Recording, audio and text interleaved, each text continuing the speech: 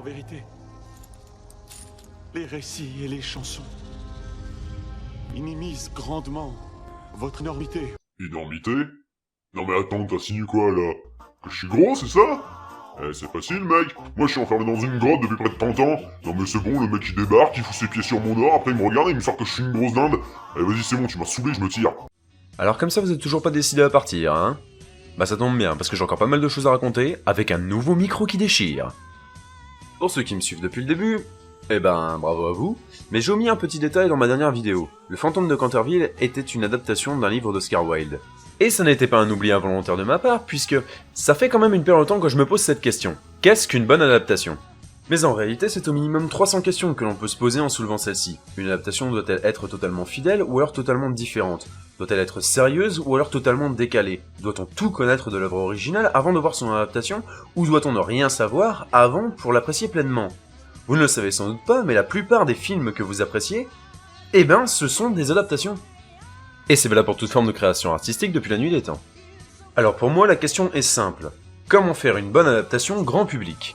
Et aujourd'hui, j'ai un exemple parfait pour répondre à cette question, alors préparez-vous pour... du muscle, de la violence gratuite et énormément d'anachronismes. Bienvenue dans AV Ciné, laissez-moi vous prendre par la main vers le petit monde huilé d'Hercule.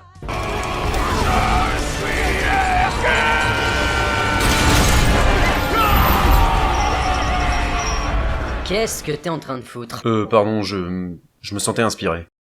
Sorti en 2014, Hercule, ou Hercules The Thrassarian Wars, dans sa version originale, est réalisé par Brett Ratner, un réalisateur que j'affectionne tout particulièrement pour des films comme Dragon Rouge, Rush Hour, X-Men 3 l'affrontement final, et de son travail sur Movie 43. Le film raconte l'histoire d'Hercule, joué par Dwayne the Motherfucking Rock Johnson, et de ses compagnons mercenaires, engagés par le roi de Thrace, Cotys, joué par le regretté John Hurt, pour réprimer une insurrection sanglante menée par Jesus, joué par Tobias Sattelman. Mais très vite, Hercule va s'apercevoir que tout n'est pas si simple qu'il n'y paraît au pays de Thrace. Alors, qu'est-ce qui ne va pas avec ce film? Première cartouche. Poule!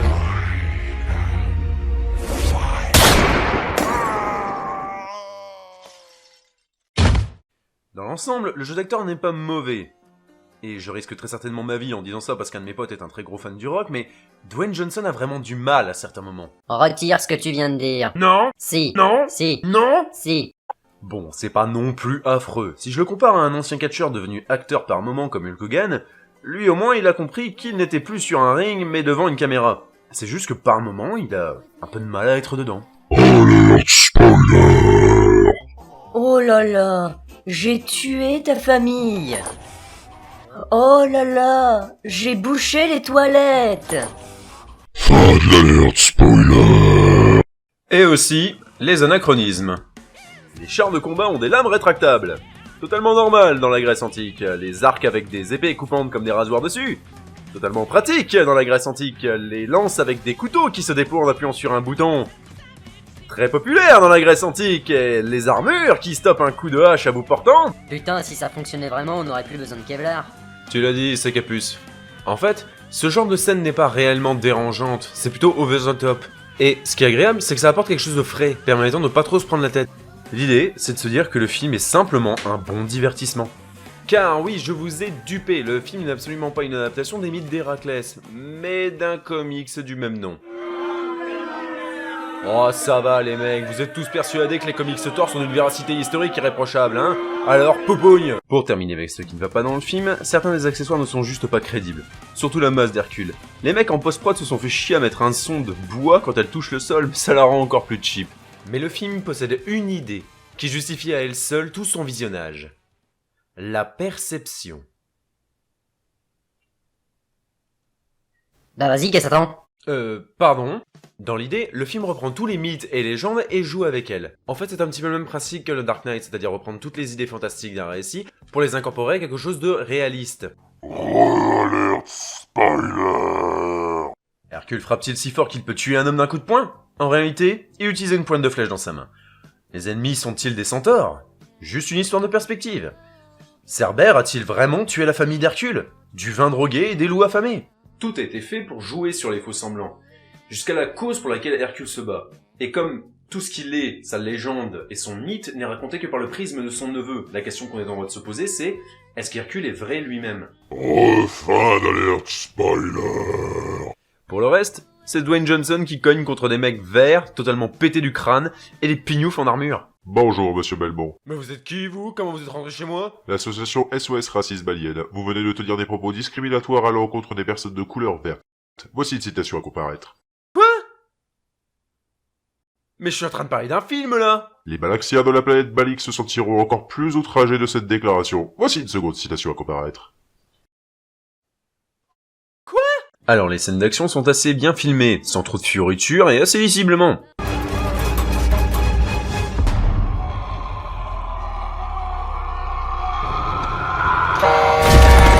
Et beaucoup de second degré aussi.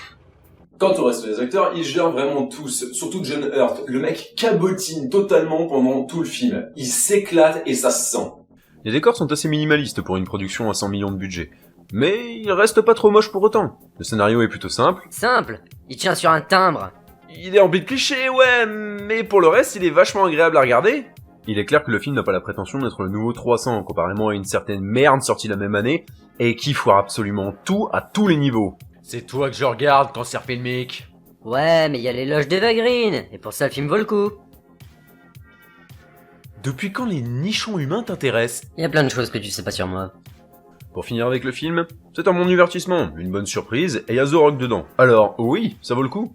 Maintenant, on va parler de la surprise, parce que oui, j'ai une question assez persistante quand on parle d'adaptation, et c'est, est-ce que tout le monde a vraiment décidé d'être de mauvaise foi? Quand on parle d'adaptation, on parle de fidélité, mais être fidèle à son matériel de base est aussi difficile que de l'être en soirée après 5 gin tonic dans le pif et 3 filles autour de soi qui seraient respectivement toutes championnes de striptease. Genre, ça t'est déjà arrivé. Il y a plein de choses que tu sais pas sur moi non plus. Et à ce niveau-là, le film dont je vais vous parler fait office de nouveau cas d'école. Gloire à toi! Death Note, sorti sur Netflix en 2017 et réalisé par Adam Wingard, haï par tous les fanboys de la Terre jusqu'à ceux de la ceinture d'Orion. Et pour avoir craqué un prêt étudiant pour y aller, je vous assure que c'est pas la porte à côté. Bon, maintenant je suppose que vous attendiez qu'à une seule chose, c'est que je fasse ça avec le film. Mais en réalité, le film je l'ai vraiment apprécié. Pour la faire court, Light Yagami, ou Turner dans sa version US, trouve un Death Note, incarné appartenant à un dieu de la mort nommé Ryuk. Son fonctionnement est simple, un nom égale un mort, et comme Light est un génie mégalo, il entreprend la purge totale de tout criminel du monde entier pour devenir le dieu d'un nouveau monde. Mauvaise méthode mais bonnes intentions, et ce sont ces méthodes qui vont attirer l'attention d'un détective tout aussi malin que lui, nommé par la seule lettre L. Tous les deux finiront par abandonner leurs idéaux pour finalement ne plus penser qu'à une seule chose, leur propre victoire personnelle sur l'autre. Si je devais définir le film en un seul mot, ça serait captivant.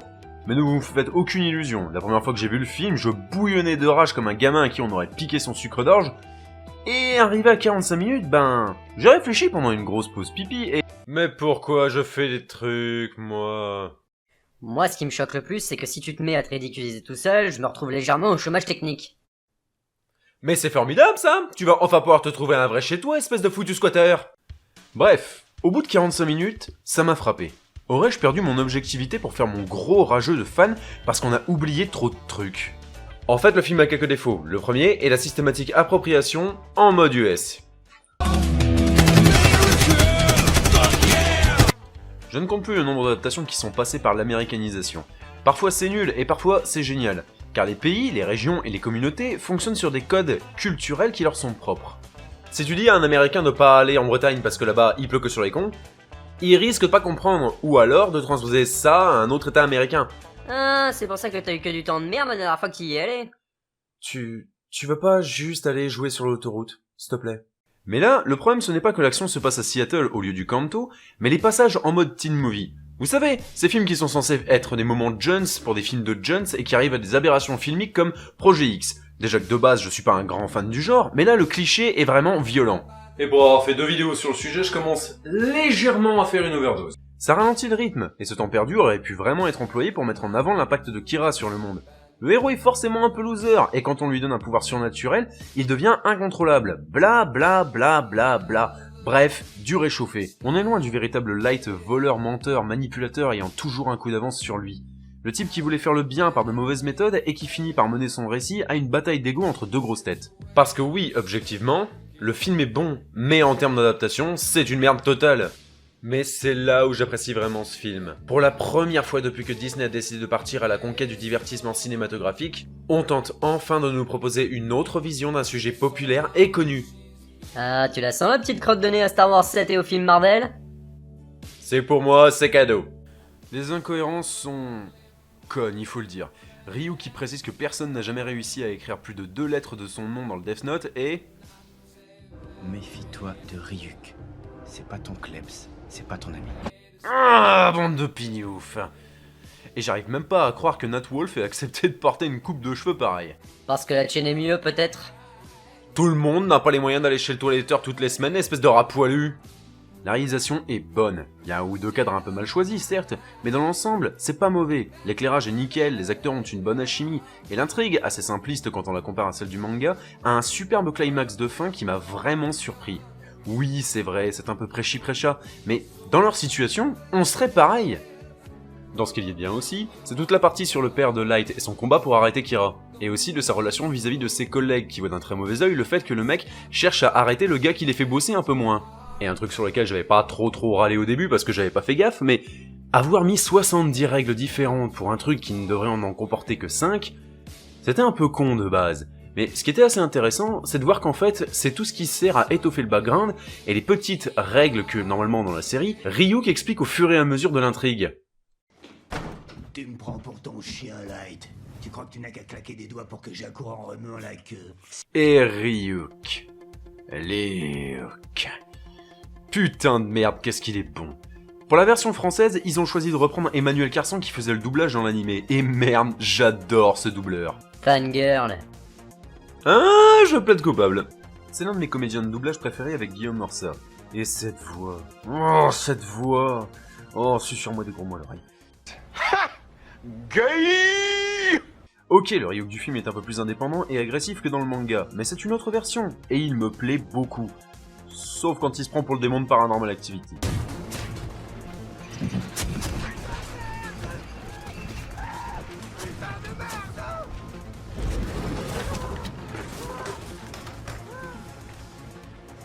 Personnellement, je préférerais toujours la merveilleuse adaptation japonaise du manga, Death Note, et sa suite Death Note The Last Name, car ils apportent une vraie fin qui, à mon sens, est bien meilleure que celle de l'animé ou du manga papier.